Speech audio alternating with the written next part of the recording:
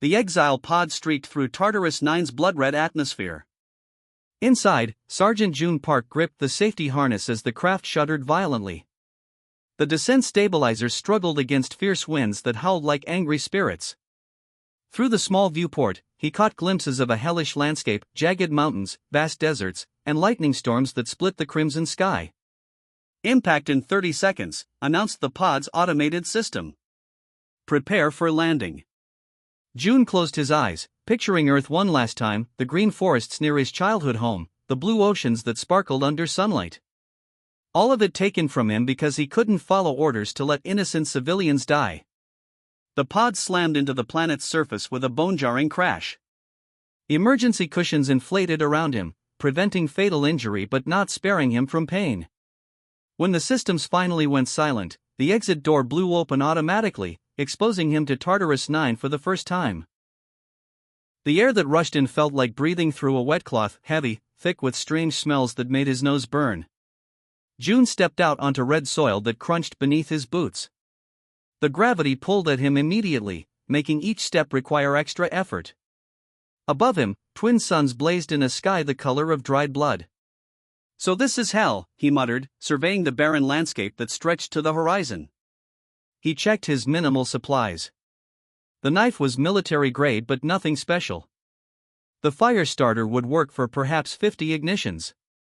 The water purifier could clean most toxins but had limited battery life. And the ration pack, a week's worth of bland nutrition bars, would buy him time but nothing more. In the distance, something large moved behind a rock formation.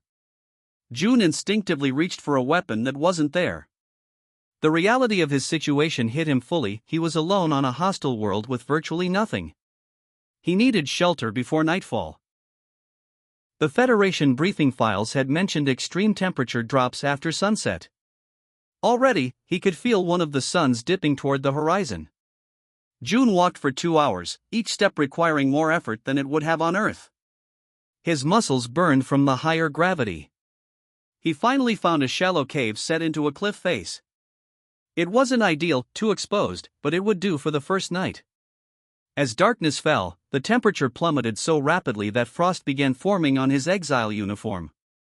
June gathered what looked like dry vegetation and used the fire starter to create a small blaze. The plants burned with an unusual purple flame and gave off a bitter smell, but provided heat. That night, strange howls echoed across the plains. Twice, shadowy forms passed by the cave entrance. June held his knife ready, not sleeping, watching until the first sun rose again. By morning, his lips were cracked from dehydration. According to the briefing, there should be water sources, but they might contain toxins deadly to humans. He found a small stream 2 miles from his shelter and used the purifier to fill his canteen. The water tasted metallic but seemed safe. On his way back to the cave, June spotted tracks in the soil, 3-toed prints larger than his hand. Whatever made them was big. He would need better weapons than just a knife. He spent hours breaking stones to create sharp edges, attaching them to branches with plant fibers to fashion crude spears. The work was exhausting under the heavy gravity, but by midday, he had 3 primitive weapons. Just in time. The creature came from downwind, moving with surprising speed despite its bulk. 6 limbs, armored hide, and rows of teeth and a mouth that could swallow June's head whole. The Federation files had called them razorbacks for the bony ridge along their spine. June didn't run in this gravity, the predator would catch him easily. Instead, he stood his ground, raised his makeshift spear, and shouted. The creature hesitated, not used to prey that fought back. When it charged, June dodged with the reflexes that had made him an elite soldier. He drove his stone-tipped spear into the soft spot where the creature's leg joined its body. It shrieked and thrashed, knocking June against the rocks. Pain shot through his side, probably a broken rib. But the razorback was injured worse. June finished it with his knife, driving the blade into the creature's eye. That night, he ate meat for the first time on Tartarus 9. The flesh was tough and bitter, but it was food. He used the razorback's hide to make a blanket against the cold. As the twin suns set, June looked up at unfamiliar stars. Somewhere up there, the Federation Council believed they had sentenced him to death. But as he tended his wounds and planned for tomorrow, a grim smile crossed his face. Day 1, he whispered to the alien sky. And I'm still here. The morning sun revealed a changed man. June's face was gaunt, his eyes sunken but alive with fierce determination. He had survived his first week on Tartarus 9, and each day alive was a victory against the Federation that had sentenced him to die here. June moved differently now, his body adjusting to the heavy pull of the planet. Where once each step had been a struggle, he now moved with careful purpose. His muscles ached constantly, but they were growing stronger. A higher gravity that should have crushed him was instead reshaping him. Adapt or die, he muttered, a phrase from his military training that now meant everything. He left his temporary shelter carrying a bag made from plant fibers. Today's mission was to find better housing. The small cave had kept him alive through the brutal nights, but he needed something more defensible. As he walked across the red plains, June noticed small creatures scurrying away from his footsteps. They resembled earth scorpions but with translucent bodies that changed color to match their surroundings. He watched them disappear into small burrows. Where there are prey animals, there are predators, he reminded himself, keeping his makeshift spear ready. By midday, he reached a series of rocky hills. The terrain looked promising: elevated position, multiple escape routes, and potential for caves. He began to climb, his breathing heavy under the planet's pull. Near the top, he found what he was looking for: a narrow opening in the rock face. Using a torch made from native plants soaked in animal fat, June carefully entered the darkness. The cave system was perfect. Multiple chambers connected by narrow passages that would be easy to defend. Small openings in the ceiling let in strips of light. Most importantly, the temperature remained stable compared to the wild swings outside. June was setting up a base camp in the largest chamber when he heard it. A low hiss followed by the sound of claws on stone. He wasn't alone. He grabbed his spear and pressed against the wall, letting his eyes adjust to the dim light. Movement caught his attention, something large sliding along the far wall.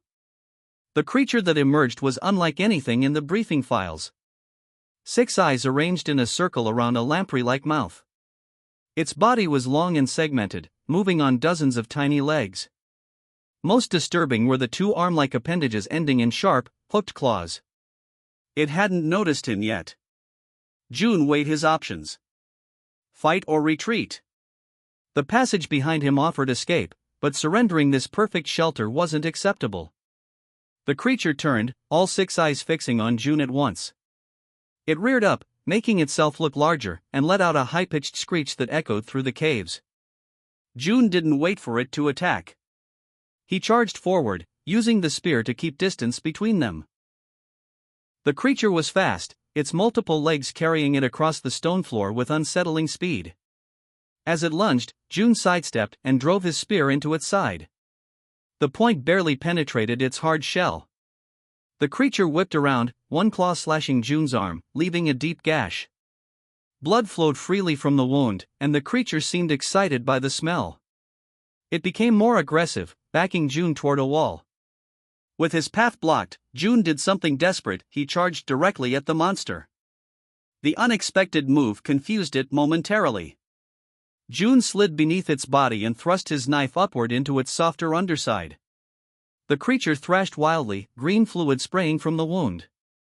June rolled away, narrowly avoiding being crushed. He grabbed a heavy rock and brought it down repeatedly on the creature's head until it stopped moving. Breathing hard, he examined his bleeding arm. The cut was deep but had missed anything vital. He tore a strip from his uniform to bind it. "Now I know why nobody lasts a month here," he said to the empty cave, his voice echoing slightly. In the days that followed, June transformed the cave system into a home. He built barriers at each entrance that could be quickly sealed. He created storage areas for food and water. He fashioned better weapons from bones and stones. The wound on his arm healed surprisingly quickly, perhaps something in the planet's environment accelerated healing. June noted this with interest, wondering what other surprises Tartarus 9 might hold. 2 weeks after his arrival, June sat at the cave entrance watching a storm rage across the plains below. Lightning turned night to day in brilliant flashes. Thunder rolled across the landscape like artillery fire. Yet inside his cave, June was dry and relatively warm. He had food stores that would last several days. He had weapons. He had shelter.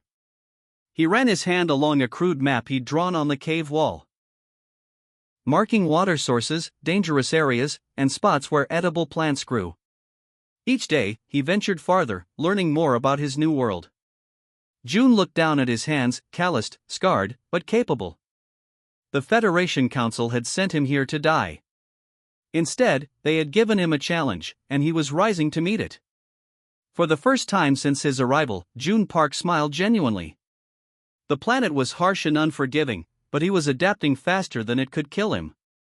He was no longer just surviving, he was beginning to live. Outside, the storm continued to rage, but it couldn't touch him now. June crouched at the edge of the canyon, watching the sunrise with eyes that had grown accustomed to Tartarus 9's harsh light. Beside him sat a creature that resembled a mix between a fox and a lizard, gray-blue skin, for nimble legs, and intelligent eyes that reflected the morning light. June called him Smoke, the first of the shadow creatures to join him. "What do you think, Smoke? Should we try the North Passage today?" June asked, his voice rough from months of limited use. The creature tilted its head and made a soft clicking sound that June had learned meant agreement. 6 months of survival had taught June to understand the shadows better than he understood most humans. June stood, muscles moving smoothly under the strain of the heavy gravity. His body had changed dramatically, broader shoulders, thicker arms and legs, all covered in lean muscle. What had once exhausted him now barely registered as effort. 3 more shadow creatures emerged from nearby rocks, moving silently on padded feet. The pack followed June as he descended into the canyon, each animal scanning different directions for danger. The western canyons were unexplored territory. June had mapped much of the surrounding area, but these deep cuts in the planet's surface had remained mysterious. Strange readings on his makeshift compass had finally drawn him here. Halfway down, Ash, the youngest shadow, stopped suddenly and made a warning sound. June froze, following the creature's gaze to a section of rock that didn't match the surroundings. "Good eye," June murmured, approaching carefully. What had appeared to be natural rock was actually manufactured material, weathered by centuries of Tartarus 9's brutal storms. June brushed away red dust to reveal a smooth surface with faint patterns etched into it. "Someone was here before us," he said to his companions. Someone advanced. 4 hours, June cleared away debris. The shadows helped in their own way, digging alongside him with their clawed feet. By midday, he had exposed an entrance leading into the canyon wall. Inside, the air was stale but breathable. June lit a torch, revealing a corridor that stretched deep into the rock. The walls were covered in symbols unlike any language June had seen before. Not Federation standard, he noted. Much older. The corridor opened into a large chamber filled with dust-covered equipment. June moved carefully, examining consoles and machinery that had sat untouched for centuries. In the center stood a pedestal containing crystalline objects arranged in patterns. When June touched one of the crystals, it glowed with inner light. Suddenly, the air above the pedestal filled with 3-dimensional images, Tartarus 9, but not as June knew it. The planet in the projection was green and blue, with vast forests and oceans. "It wasn't always like this," June whispered in amazement. The images changed, showing construction of massive machines. Then came scenes of conflict, beings June didn't recognize fighting over the planet. The final images showed the deliberate release of chemicals into the atmosphere, the dying of vegetation, the transformation into the hellscape June now called home. They turned paradise into prison, he realized. In the following weeks, June returned daily to the ancient facility, learning what he could from the remaining functional systems. The shadows became comfortable in the ruins, often sleeping in the cool chambers while June worked. He discovered the facility had been a terraforming control center. The people who built it had created a habitable world, only for others to destroy their work and weaponize the environment itself. Most exciting was his discovery of a small, partially functional terraforming node, a machine designed to maintain environmental conditions in a limited area. "If I can restart this," June told Smoke one evening, "we might have a chance at something better." The work was painfully slow. June had to learn the basics of alien technology through trial and error. Twice he nearly died from electrical discharges when attempting repairs. But gradually, the ancient machine began to respond. On the day the node finally activated, June stood outside his cave settlement and watched in wonder. A soft hum filled the air as the device projected an almost invisible field. Within minutes, the harsh winds calmed. The air became easier to breathe, losing its toxic edge. Over the next few days, the changes became more pronounced. The temperature stabilized, no longer swinging between extremes. The soil around his settlement darkened with moisture. Tiny green shoots, plants that had lain dormant in the soil for centuries, began to emerge. One morning, June woke to find a small pool of clear water where before there had been only dry ground. The terraforming node was healing the land, recreating what once had been.